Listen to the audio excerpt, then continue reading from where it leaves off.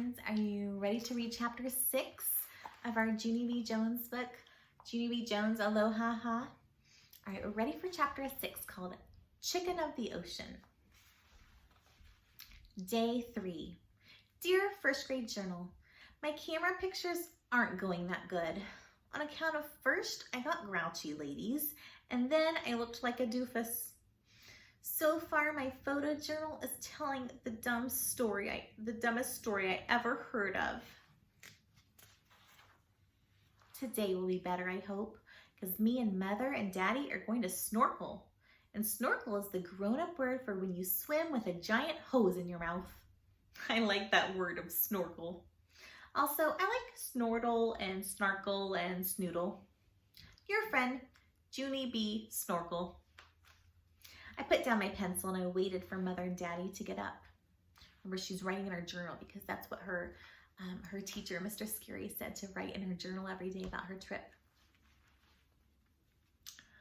Those two have lazy bones, only I'm not even allowed to jiggle them awake anymore, or else Mother turns out cranky. I kept waiting real patient for their eyes to open. And finally, I tiptoed next to Daddy and I blew air in his face. He opened one eyeball. I waved, very pleasant. Hello, how are you today? I said, look, I'm already dressed for breakfast. Daddy closed his eyeball. I opened it up again.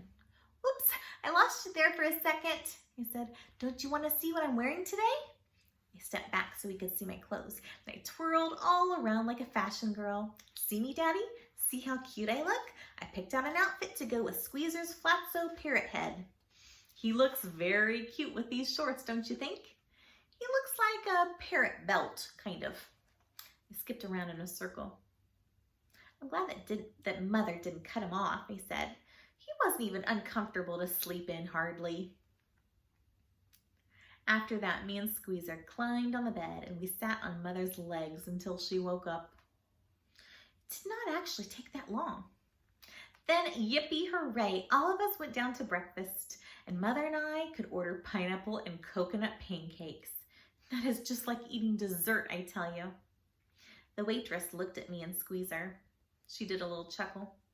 Wow, you've already got your swim ring on, huh? She said. All you have to do is blow them up and you're all set to go. I did a frown at that comment. Yeah, only I can't actually blow them up or else he squeezes the life out of me, I said. The waitress stopped smiling. Oh my. She took our order and she backed away from the table real slow.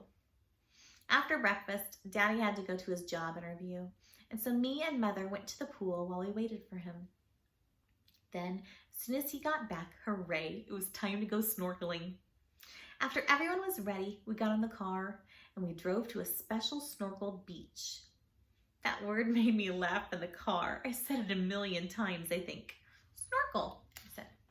Snorkel, snorkel, snorkel. I'm going to snorkel. Here is a snorkel poem. I took a breath. Snorkel, snoodle, snoodle, noodle, snorkel, snartle, snarkle. Mother turned around. Please stop it, she said. She took an aspirin. Mothers do not appreciate poetry, apparently. Pretty soon, Daddy pulled into a beach parking lot, and he carried our snorkel stuff to the water. Mother helped me with my swim fins. Swim fins look exactly like frog feet, except they're not actually on a frog. It's hard to walk in frog feet. You have to lift your feet way high in the air like you're marching in a band. Except for frogs don't march in a band usually. On account of most of them don't play an instrument. After I put on my frog feet, I put on my face mask and snorkel snout. A snorkel snout is the giant hose that you breathe with. Then Daddy took me into the water and we tightened my face mask. And ta-da! I was ready to go. I floated on top of the water and I breathed through my snorkel snout. I did very good with my breathing because I had already practiced this activity in the pool, that's why. Only wowie, wow, wow. I could not believe the view. I raised up real excited. The ocean bottom is way prettier than the pool bottom, I hollered. You can see as clear as there's a belt down there. Mother and Daddy smiled. Then Daddy said to please use my soft voice. Snorkeling is a quiet sport, Junie B, he said. We don't want to bother the other snorkelers, okay? So the word of the day is quiet. Got it? Got it, I said. The word is quiet. After that, I put on a snorkel vest to help me float, and I held onto a kickboard, and I swam with Mother and Daddy to a special snorkel spot. Frog feet help you swim speedy fast. Even if you're swimming in a flat-so parrot, you can still be speedy. After we got there, I put my head in the water again, and my eyes popped out of my head. The fish were beautiful, I tell ya. There were yellow ones and blue ones and orange ones and silver ones and black ones and white ones and spotted ones and striped ones. My heart pounded at the sight of them. I raised my head and pulled out my snorkel snout. Hey, this is just like swimming in the fish tank at my school, I said. Daddy quick put his finger to his lips, and he pointed to the other snorkelers. Shh, remember, the word of the day is quiet. I tried to calm my voice, only it kept staying loud. Yeah, only I didn't know I'd be this excited, I said. It's hard to control my thrill. After that, I looked at the beautiful fishes some more. Smiled and smiled inside my head. It was just like being in a fish zoo. Only just then, a little bit of trouble happened. And it's called, I spotted a stick behind a rock. And then, the stick started to move. And gasp, oh no, the stick swam away. Because it wasn't even a stick, that's why. It was an eel! An eel! I spotted an eel! I screamed, 911! 911! Eel spotting! Help, help, help! Some of the other snorkelers popped up their heads, and Daddy popped up his head too. Shh, Junie B, shh. There's nothing to worry about, I promise. That eel is perfectly harmless. Quick ducked down again, because I had to keep track of that eel, of course. Then, whoa, wait, hold the phone. Something even worse was floating my way, and it's called jellyfish. A jellyfish is coming. That thing is as big as a barn, I tell ya. After that, I quick turned around, and I kicked for the beach as hard as I could, and I couldn't stop till I got there. Then I ran out of the water, and I tripped on my frog feet, and I fell over in the sand, and I rested there to take a breather. Breathe, I said to my pounding heart. Breathe, breathe. Just then, I heard sloshing feet. I opened one eye. It was Daddy. His face did not look pleasant. I waved my fingers, very nervous. Hello, how are you today? I said.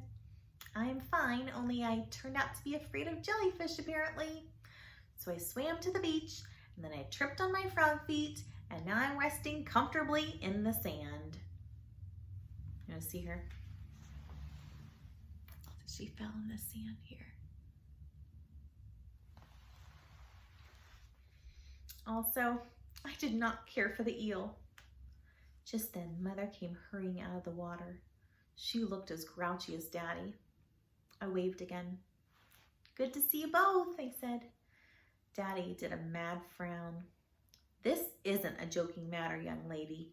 You were supposed to stay with Mother and me, he said. Don't you ever pull a stunt like that again. Do you understand? All of a sudden, my eyes got tears in them.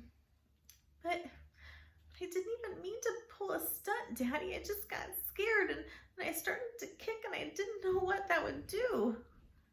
My nose started to sniffle very much. Sorry, Daddy. Sorry, Mother. Sorry I got scared. Mother and Daddy looked at each other. They didn't seem as mad anymore. Mother sat down next to me. We're not mad at you for being scared, honey. We're upset because you swam away from us. You should never, ever swim alone in the ocean.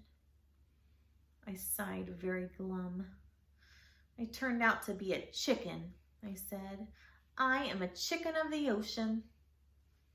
Mother smiled and ruffled my hair. I think you mean chicken of the sea, she teased. Then she and Daddy did a chuckle. Only I don't actually know why.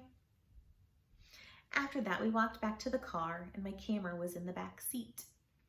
Phooey, I still have to take a snorkel picture for my assignment, I said. I thought today's picture would be cute. These photos just keep getting stupider and stupider. I handed Mother the camera.